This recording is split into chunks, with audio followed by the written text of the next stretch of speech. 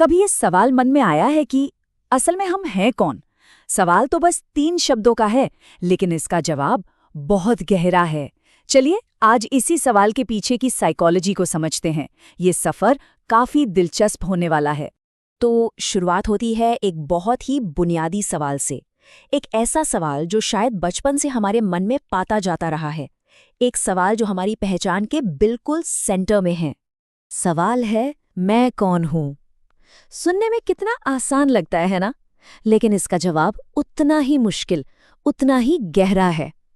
ये बस 3 शब्द नहीं है, ये तो समझिए हमारी अपनी पहचान की पूरी खोज है। अच्छा, तो साइकोलॉजिस्ट्स जब सेल्फ यानी आत्म को समझने की कोशिश करते हैं तो वो अक्सर एक बहुत ही सिंपल सी एक्सरसाइज का इस्तेमाल करते हैं। वो कहते हैं, इस खाली जगह को भरिए। लेकिन ये खाली जगह भरना उतना भी सीधा नहीं है जितना लगता है। तो सवाल उठता है कि ये आत्म, ये सेल्फ आखिर है क्या? मनोविज्ञान के हिसाब से इसे हमारे होने का, हमारे वजूद का सेंटर पॉइंट मान सकते हैं। एक तरह का हमारा अंदरूनी कंपस। ये हमारे सारे अनुभव, हमारे ख्याल, हमारी फीलिंग्स, इन सब का एक मिला जुला पेचीदा सा ताना बाना है जो हमें ये एहसास दिलाता है कि मैं हूं। ठीक है, तो ये तो हुई हमारी अंदर की दुनिया, पर ये बाहरी दुनिया से कैसे जुड़ती है? यहीं पर एंट्री होती है व्यक्तित्व यानी पर्सनैलिटी की। इसे एक पुल की तरह समझिए, एक ब्रिज जो हमारे अंदर के आत्म को बाहर की दुनिया से जोड़ता है। ये हमारे बर्ताव का, हमारे व्यवहार का वो पैटर्न है जो दुनिया को दिखाता है कि हम कौन हैं। अब सवाल ये है कि हमारा ये सेल्फ आखिर बनता कैसे है? सोचिए, ये एक मजेदार पहेली जैसा है जिसके 2 बहुत जरूरी हिस्से हैं। एक है हमारा पर्सनल सेल्फ और दूसरा है सोशल सेल्फ।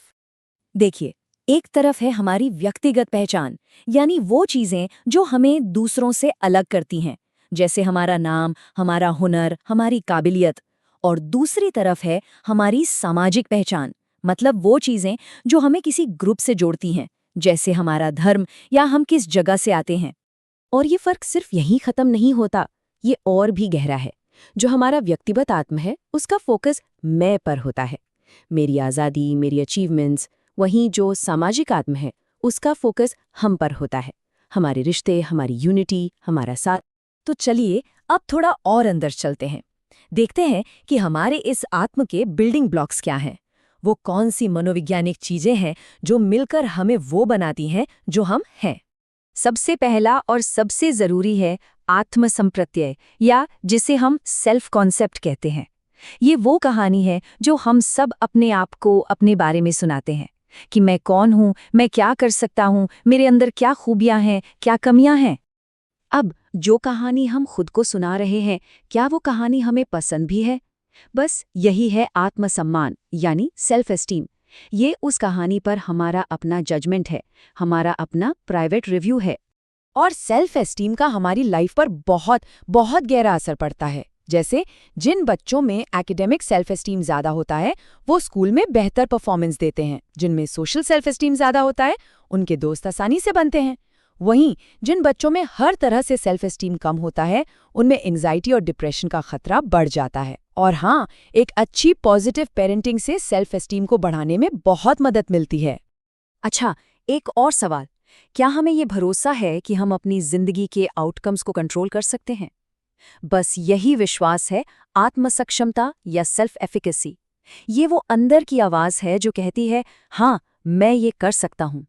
मशहूर मनोवैज्ञानिक बंडूरा के सिद्धांत के हिसाब से जब हमारे अंदर सेल्फ एफिकेसी की भावना मजबूत होती है तो हम सिर्फ अपनी जिंदगी के तमाशबीन नहीं बने रहते, बल्कि हमें अपनी जिंदगी की परिस्थितियों को चुनने, उन्हें बदलने और यहाँ तक कि उन्हें बनाने की ताकत मिल जाती है। अच्छा, कभी ऐसा हुआ है कि सुबह उठने का बिल्कुल मन नहीं है, लेकिन फिर भी हम उठते हैं और अपने काम पर जाते हैं? यही है आत्मनियमन या सेल्फ रेगुलेशन, मतलब अपने बिहेवियर को ऑर्गेनाइज और मॉनिटर करने की हमारी एबिलिटी। मुश्किल होने के बावजूद सही काम कर लेने की ये जो क्षमता है, वही है सेल्फ रेगुलेशन। तो अपने सेल्फ कंट्रोल को बेहतर कैसे बनाया जाए? इसके लिए 3 सिंपल सी टेक्निक्स हैं। पहली, अपने बिहेवियर को ऑब्जर्व करो, मतलब देखो कि हम करते क्या हैं। दूसरी, सेल्फ इंस्ट्रक्शन, यानी खुद को निर्देश दो कि क्या करना है, कैसे करना है।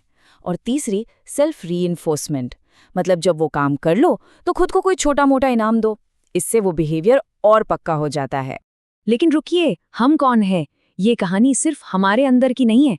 हमारा कल्चर, हमारी संस्कृति भी हमें आकार देती है, और कभी-कभी तो ऐसे तरीकों से जिसका हमें अंदाजा भी नहीं होता। इसे ऐसे सोचिए, मैं और हम के बीच की जो लकीर है वो हर जगह एक जैसी नहीं होती। मतलब एक इंसान और उसके ग्रुप के बीच का जो रिश्ता है, जो बाउंड्री है, वो कल्चर टू कल्चर बदलती रहती है। जैसे कि वेस्टर्न कल्चर्स में अक्सर सेल्फ और ग्रुप के बीच एक साफ पक्की दीवार होती है, एक क्लियर बाउंड्री। लेकिन भारतीय परिप्रेक्ष्य में देखें तो ये बाउंड्री काफी फ्लेक्सिबल है। यहाँ मैं और हम एक दूसरे में घुल मिल सकते हैं, मर्ज हो सकते हैं। तो हमने आत्मा के बारे में इतनी सारी बातें की। अब सवाल ये है कि ये सब हमारी पर्सनालिटी से कैसे जुड़ता है। चलिए अब इसे समझते हैं। पर्सनालिटी शब्द की कहानी भी बड़ी दिलचस्प है। जानते हैं ये कहाँ से आया है? ये आया है एक लैटिन शब्द पर्सोना से। और पर्सोना का मतलब होता था मुखौटा, वो मास्क जो पुराने रोमन थिएटर में एक्टर्स किसी खास रोल को निभाने के लिए पहनते थे। तो एक तरह से हमारी पर्सनालिटी भी वही मुखौटा है जो हम दुनिया के सामने पहनते हैं। वो मुखौटा जिसके जरिए हम अपने अंदर के आत्म को एक्सप्रेस करते हैं, जाहिर करते हैं। तो हम एक बहुत ही दिलचस्प सवाल पर आकर रुकते हैं। अगर पर्सनालिटी वो मुखौटा है, वो पर्सोना है जो हम दुनिया को दिखाते हैं, तो फिर उस मुखौटे के पीछे का असली चेहरा, हमारा असली आत्म क्या है? और जो मुखौटा हम पहनते हैं वो हमारे बारे में क्या सच बताता है? सोचने वाली बात है ना?